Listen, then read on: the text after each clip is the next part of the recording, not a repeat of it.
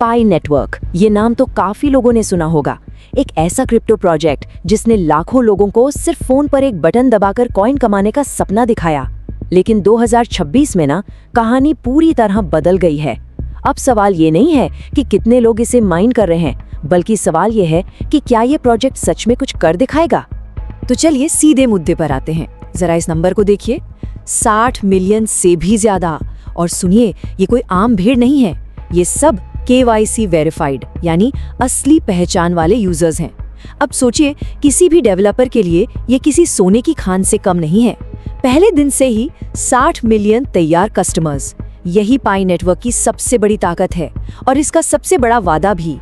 लेकिन यही कहानी थोड़ी उलझ जाती है। इतनी बड़ी कम्युनिटी होने के बावजूद 2026 की शुरुआत में एक पाई कॉइन की कीमत सिर्फ लगभग 18 सेंट।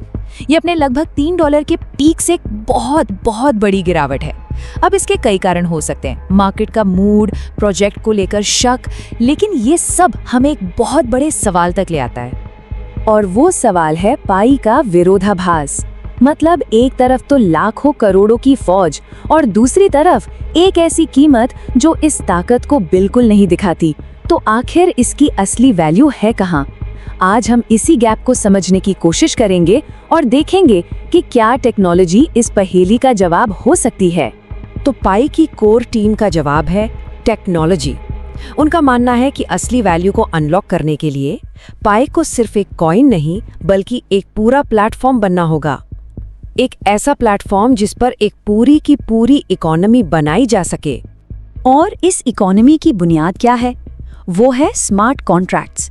इसे ऐसे समझिए, जैसे आप एक वेंडिंग मशीन के पास गए, आपने पैसे डाले, बटन दबाया और आपकी ड्रिंक बाहर। कोई दुकानदार नहीं, कोई बीच में नहीं। स्मार्ट कॉन्ट्रैक्ट्स भी ब्लॉकचेन पर ठीक यही काम करते हैं। ये बस एक कोड है जो बिना किसी इंसान की इजाजत के अपने आप काम करता है। और 2026 की शुरुआत में पाई टीम ने इसी पर पूरा जोर लगा दिया। मार्च में उन्होंने मेननेट पर स्मार्ट कॉन्ट्रैक्ट्स का स्विच ऑन कर दिया। समझिए, गाड़ी का इंजन चालू हो गया। फिर 8 अप्रैल को डेवलपर्स को ब्लॉकचेन से कनेक्ट करने का एक रास्ता मिला, जैसे हम ब्राउजर से इंटरनेट से जुड़ते हैं। और फिर आया 17 अप्रैल, जब पहला सब्सक्रिप्शन स्मार्ट कॉन्ट्रैक्ट आया। ये एक डेमो था कि ये इंजन असल में कर क्या सकता है। अच्छा, अब थोड़ा टेक्निकल होते हैं, लेकिन आसान भाषा में। सोचिए, अगर इथेरियम क्रिप्टो वर्ल्ड की एक भरोसेमंद फैमिली कार है, तो पाई एक सुपर फास्ट नई स्पोर्ट्स कार बनाने की कोशिश कर रहा है। इसके लिए वो अलग पुर्जों का इस्तेमाल कर रहा है, मतलब एक अलग प्रोग्रामिंग लैंग्वेज रस्ट और एक अलग तरह का इंजन वैसम। ये दोनों ही अपनी स्पीड और सिक्योरिटी के लिए जाने जाते हैं। तो हाँ, ये एक बड़ा और साहसी कदम है जो इसे भीड़ से अलग करता है। ठीक है, तो इंजन तो रेडी है, लेकिन सिर्फ इंजन से क्या होगा जब तक उस पर चलने वाली गाड़ियां ही ना हो। और यही से कहानी का दूसरा चैप्टर शुरू होता है, एक पूरा इकोसिस्टम बनाने का चैप्टर। एक ऐसी दुनिया जहां डेवलपर्स कुछ बना सकें और लोग उसे इस्तेमाल कर सकें। इसकी पहली झलक दिखी 2025 के हैकाथॉन में। यहाँ 215 से भी ज्यादा डी एप्स, मतलब डिसेंट्रलाइज्ड एप्स के आइडियाज सामने आए। और वैरायटी देखिए, गेमिंग, सोशल मीडिया, शॉपिंग, काम के टूल्स, आप नाम लीजिए और वहाँ उसका आइडिया था। ये सब उस एक बड़े सवाल का जवाब खोजने की पहली कोशिशें थीं। आखिर पाई से कर क्या सकते हैं? अब डेवलपर्स को अपनी तरफ खींचने के लिए सिर्फ बातें तो काफी नहीं होती, उन्हें हथियार देने पड़ते हैं, मतलब टूल्स। और पाई ने यही किया। पहला, पाई ऐप स्टूडियो। ये नए बिल्डर्स के लिए ऐप बनाना काफी आसान बना देता है। फिर है डेप्थ एक्सचेंज। ये एक तरह का नेटिव स्टॉक मार्केट है पाई के लिए, जहां कोई ब्रोकर नहीं, सब कुछ डायरेक्ट। और सबसे जरूरी, SDK। इससे डेवलपर्स चुटकियों में किसी भी ऐप में पाई पेमेंट्स को जोड़ सकते हैं। लेकिन एक बढ़िया इंजन बनाना और डेवलपर्स को कुछ टूल्स देना, ये सब तो कहानी का सिर्फ एक पहलू है। असली इम्तिहान तो तब शुरू होता है जब आप अपनी नई नवेली स्पोर्ट्स कार को उस रेस ट्रैक पर उतारते हैं जहां पहले से ही फॉर्मूला 1 के चैंपियंस दौड़ रहे हैं। जैसा कि बैंकलेस टाइम्स ने कहा, ये इंडस्ट्री बहुत कॉम्पिटिटिव है और इतिहास देखे तो ज्यादातर नए खिलाड़ी यहाँ टिक नहीं पाते। ये एक सीधी सीधी चेतावनी है। तो सवाल उठता है, पाई आखिर इथेरियम और सोलाना जैसे दिग्गजों से कैसे लड़ेगा? शायद इसका जवाब इसकी सबसे बड़ी ताकत में ही छिपा है, इसकी कम्युनिटी। और फिर आती है एक और बड़ी चुनौती, पैसे की, यानी टोकनॉमिक्स की।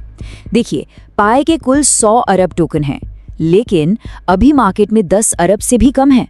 इसका मतलब 90% से ज्यादा टोकन अभी भी पाइपलाइन में हैं। जरा सोचिए, जब ये बाजार में आएंगे तो बेचने का कितना जबरदस्त प्रेशर बनेगा। इस विशाल सप्लाई को बहुत ही सावधानी से मैनेज करना होगा। तो इन सब बातों के बाद हम पहुंचते हैं अपने सबसे अहम सवाल पर। टेक्नोलॉजी तैयार है, कम्युनिटी मौजूद है, पर असली जीत कैसे मिलेगी? जवाब सिर्फ एक शब्द में है, यूटिलिटी। मतलब इसका असल दुनिया में इस्तेमाल क्या है? तो ये कैसे पता चलेगा कि पाई सही रास्ते पर है या नहीं 2026 में? इन 4 बातों पर नजर रखनी होगी। पहला, क्या नए डैब्स लगातार आ रहे हैं? दूसरा, क्या लोग पाई से सिर्फ ट्रेडिंग कर रहे हैं या सच में कुछ खरीद भी रहे हैं? तीसरा, क्या इसके अपने एक्सचेंज, डेब्ट एक्सचेंज पर पैसा और ट्रेडिंग बढ़ रही है? और चौथा और सबसे जरूरी, क्या बाहर की दुकानें और बिजनेस पाई को पेमेंट के तौर पर लेना शुरू कर रहे हैं? आखिर में पूरी बात बस एक चीज पर आकर टिक जाती है, कम्युनिटी की सोच को। मेरे पाई की कीमत क्या है वाले सवाल से आगे बढ़कर मैं अपने पाई से क्या कर सकता हूँ वाले सवाल तक पहुँचना होगा। ये सिर्फ एक बदलाव नहीं है, ये एक पूरी सोच बदलने की बात है, एक असली काम करती हुई इकोनॉमी बनाने की बात है। तो हम इसी सवाल के साथ इसे यहाँ खत्म करते हैं। इंजन बना लिया गया है, टेक्नोलॉजी तैयार है, लेकिन क्या ये इंजन एक असली इकोनॉमी को पावर दे पाएगा? 2026 ही वो साल है जो इसका जवाब देना शुरू करेगा।